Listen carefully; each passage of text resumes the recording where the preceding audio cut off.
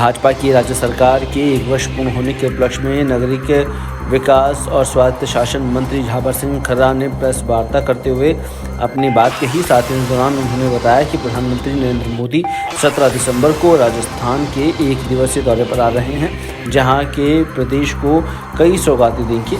खर्रा ने कहा कि प्रधानमंत्री नरेंद्र मोदी शेखावटी क्षेत्रों के 3 जिलों सीकर, झुंझुनू और चूरू को पेयजल योजना ERCP की सौगात देंगे। इसके साथ ही वे राजस्थान के 23 जिलों में एकीकृत ERCP परियोजना का भी शिलान्यास कर रहे हैं। बता दें कि खर्रा ने ये भी जानकारी दी है कि सीकर में नगर निगम के गठन की प्रक्रिया जल्द ही शुरू होगी, जिसमें मास्टर प्लान के सुधार 2025 तक लागू किए जा सकते हैं। शीघ्र ही यमुना का जल पेयजल के रूप के साथ साथ सिंचाई के लिए उपलब्ध होना का कार्य प्रारंभ कर दिया जाएगा और इसलिए हमारे सीकर जिले के सभी आमजनों से हमारा निवेदन है कि कल 17 दिसंबर को भारत के आदरणीय प्रधानमंत्री माननीय नरेंद्र मोदी जी जयपुर पधार रहे हैं, जिसमें वो ERCP का शिलान्यास करेंगे और हम जितनी ज़्यादा संख्या में प्रधानमंत्री जी के कार्यक्रम में पहुंचेंगे, उतनी ही जल्दी सीकर जिले को यमुना का पेयजल उपलब्ध होने की सुनिश्चितता बनेगी। मेरा सभी से हाथ जोड़कर आग्रह है कि कृपया कल जयपुर पधार कर प्रधानमंत्री जी की सभा को सफल बनाएं, ताकि सीकर जिले को यमुना का जल भारत सरकार के सहयोग से जल्द दिलाने में हम कामयाबी हासिल कर पाएंगे। साहब, कांग्रेस का गत सरकार ने जिस कार्यक्रम के निमित्त जितना खर्चा किया था, उससे कम खर्चा वर्तमान सरकार ने किया है। गत सरकार ने रेप्स 2023 तो जारी कर दी थी 22, लेकिन उसके नियम कायदे जारी नहीं कर पाए थे और ये सही है कि उनके कालखंड में जो जितने जोधपुर में जोधपुर डिस्कॉम संयुक्त संघर्ष समिति ने एक विशाल रैली निकालकर विद्युत वितरण निगम के निजीकरण के खिलाफ विरोध प्रदर्शन किया। शास्त्री सर्किल से शुरू होकर रैली शहर के विभिन्न मार्गों से होते हुए वापस शास्त्री सर्किल पर समाप्त हुई।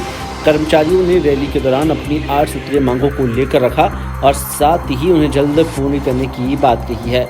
आपको बता दें कि मांग सरकार से निजीकरण का फैसला वापस लेने और कर्मचारियों की विभिन्न मांगों को लेकर रैली में जोधपुर डिस्कॉम के अलावा राजस्थान विद्युत श्रमिक महासंघ, जोधपुर विद्युत वितरण निगम के श्रमिक संघ, कई अन्य संगठनों ने भाग लिया।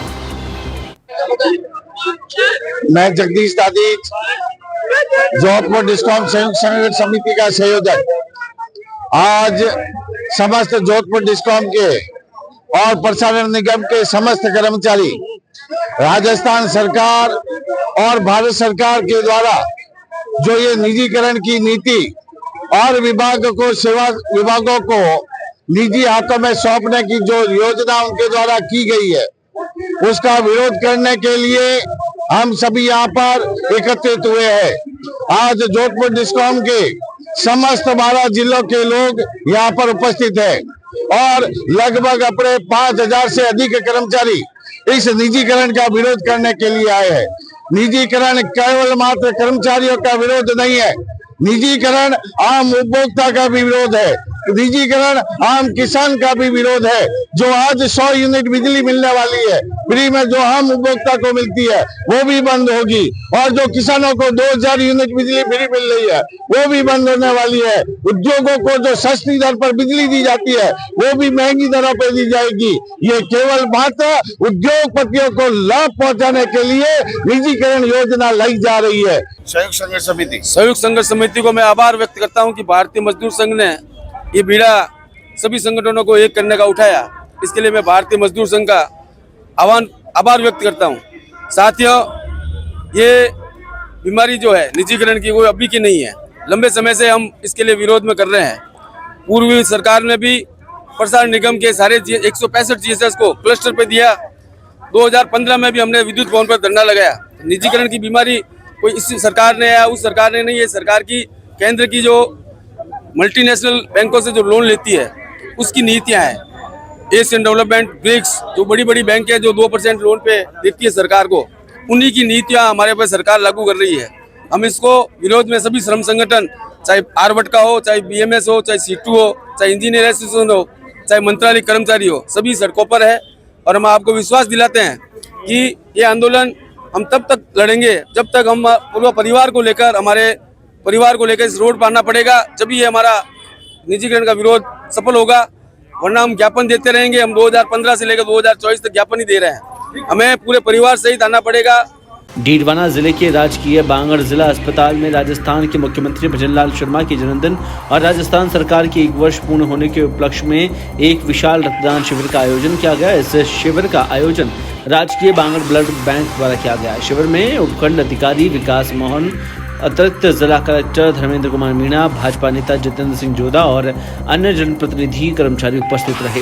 सभी ने रक्तदाताओं का उत्साहवर्धन किया और उन्हें प्रशस्ति पत्र प्रदान कर उनके योगदान की सराहना की। मैं सबसे पहले आपसे शिकायत करूंगा, आपने मतलब किसी भी मुस्लिम और हिंदू का मतलब शब्द नहीं आना चाहिए। मानवता की चीज़ है, मानवता के लिए आदमी को हर काम करना चाहिए। इंसान की मतलब इंसानियत ये है कि हर काम। दूसरी बात है कि बॉडी पार्ट्स जितने भी हैं ना सब मिल जाएंगे, लेकिन खून कहीं भी नहीं मिलेगा। इसलिए आदमियों को खून देते रहना चाहिए। जब हमें ज़रूरत पड़ती है तो हम आते हैं, अगर हम देंगे नहीं तो फिर लेंगे कहाँ से।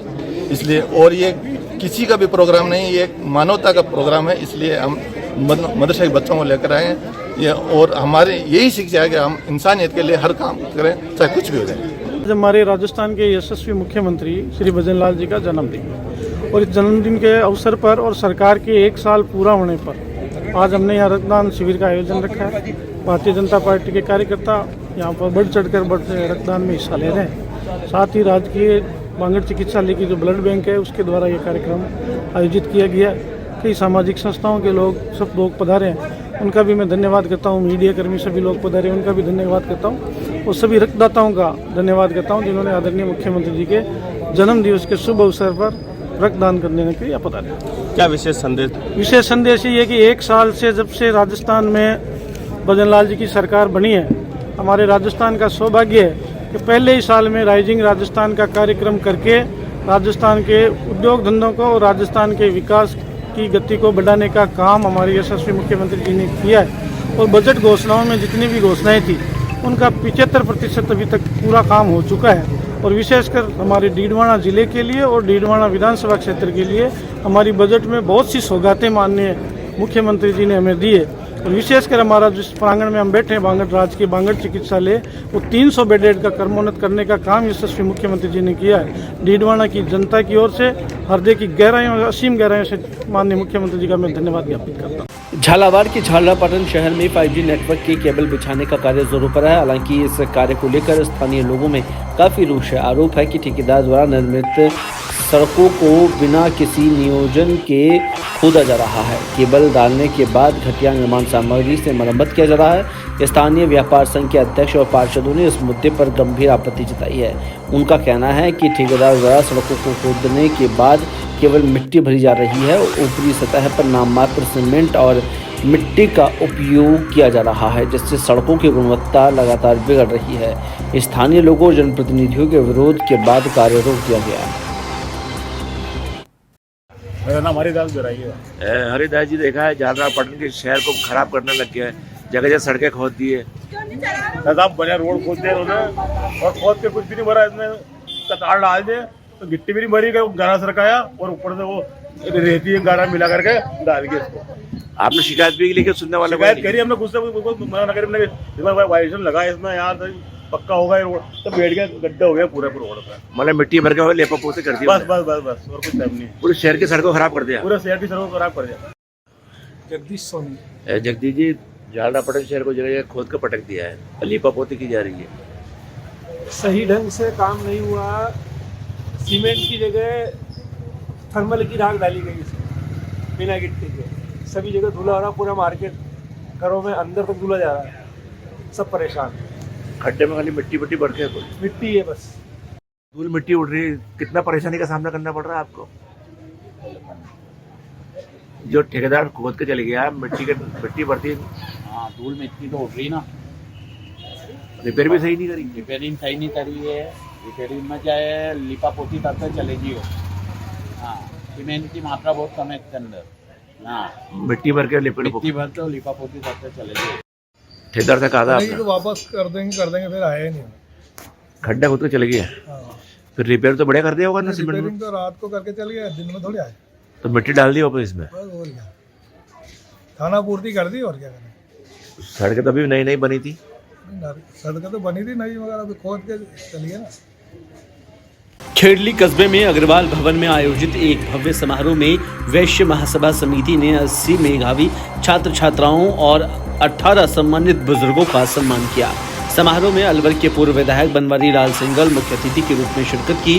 विशिष्ट अतिथियों में ओम प्रकाश गुप्ता, नगरपालिका अध्यक्ष संजय शामिल हुए। साथ ही दीप प्रज्वलन के साथ कार्यक्रम की शुरुआत की गई, जिसमें मुख्य अतिथि सहित अन्य गणमान्य व्यक्तियों ने मां लक्ष्मी और महाराजा अग्रसेन की प्रतिमा पर दीप प्रज्वलन किए। वहीं समारोह में वैश्य समाज की विभिन्न शैक्षणिक और अन्य संस्थाओं में कार्यरत प्रतिभाओं को स्मृति चिन्ह देकर प्रशस्ति पत्र देकर सम्मानित किया गया। झालावाड़ जिले के NH 52 पर कलमंडी खुर्द के पास एक भीषण सड़क हादसा हुआ। इस हादसे में एक कार खाई में गिर गई, जिसके परिणाम स्वरूप एक व्यक्ति की मौत हो गई और 3 अन्य गंभीर रूप से घायल हुए हैं। मृतक की पहचान अकलेरा नगरपालिका के अध्यक्ष के पुत्र कमलेश मेघवाल के रूप में हुई है। जयपुर से अकलेरा लौट रहे थे। बताया जा रहा है कि सड़क पर अचानक आए एक मवेशी को बचाने के प्रयास के दौरान कार अनियंत्रित हो गई और खाई में जा गिरी। हादसे में राजेंद्र शर्मा, कमलेश मेघवाल, मनोज शर्मा और पीयूष नामा घायल हो गए। सूचना मिलने पर पुलिस मौके पर पहुंची और घायलों को जिला अस्पताल पहुंचाया। अस्पताल में कमलेश मेघवाल को मृत घोषित कर दिया गया। झालावाड़ में वर्तमान राज्य सरकार के 1 वर्ष पूर्ण होने के उपलक्ष्य में जिला प्रशासन और सूचना जनसंपर्क विभाग द्वारा आयोजित जिला स्तरीय प्रदर्शनी का ऊर्जा विभाग के राज्य मंत्री हीरालाल नागर ने अवलोकन किया। इस दौरान उन्होंने जिले के विकास कार्यों, महत्वपूर्ण कार्यक्रमों और लोक कल्याणकारी योजनाओं की जानकारी ली। सूचना एवं जनसंपर्क अधिकारी अनुप्रिया ने प्रदर्शनी में नागर को जिले के विकास कार्यों और योजनाओं से अवगत कराया। इसके साथ ही अन्य विभागों द्वारा लगाए गए स्टॉल पर जाकर मंत्री ने उनकी योजनाओं और प्रगति के बारे में जानकारी ली।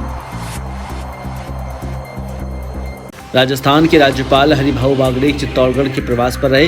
इस दौरान उन्होंने मेवाड़ के सुप्रसिद्ध कृष्णधाम श्री सांवलिया सेठ के दर्शन किए और आशीर्वाद लिया। राज्यपाल ने देश और प्रदेश में सुख शांति मंगल कामना की प्रार्थना की। इसके बाद राज्यपाल ने विश्व प्रसिद्ध चित्तौड़गढ़ दुर्ग का अवलोकन किया। जिला कलेक्टर आलोक रंजन और स्थानीय गाइड ने उन्हें दुर्ग के इतिहास के बारे में जानकारी दी। राज्यपाल ने कुंभा महल, फतेह प्रकाश, विजय स्तंभ, मीरा मंदिर, पद्मिनी महल और कीर्ति स्वरूप स्कंद समेत अन्य प्राचीन धरोहरों का निरीक्षण किया। राज्यपाल के चित्तौड़गढ़ दौरे के दौरान जिला और प्रशासन पुलिस के साथ मौजूद रहा, जहां पर जिला पुलिस अधीक्षक समेत कई अधिकारी राज्यपाल के साथ रहे। डीडवाना में राज्य सरकार की 1 वर्ष के वर्षगांठ के उपलक्ष्य में आयोजित अंत्योदय सेवा शिविर में दिव्यांगजनों को विभिन्न उपकरण और योजनाओं का लाभ दिया गया। शिविर में मुख्यमंत्री भजन लाल शर्मा ने वीडियो कॉन्फ्रेंसिंग के माध्यम से जुड़कर लाभार्थियों को संबोधित किया था। साथ ही समाज कल्याण, श्रम और उद्योग विभाग के अधिकारियों ने इसमें भाग लिया। दिव्यांगजनों का पंजीकरण कर उन्हें मुख्यमंत्री दिव्यांगजन स्कूटी योजना के तहत scooty, wheelchair, tricycle, Baisakhi, hearing ads समेत कई उपकरण वितरित किए गए। इसके अलावा श्रम विभाग में विभिन्न योजनाओं के तहत 6,610 लाभार्थियों को 8.18 करोड़ रुपए का भुगतान भी किया गया।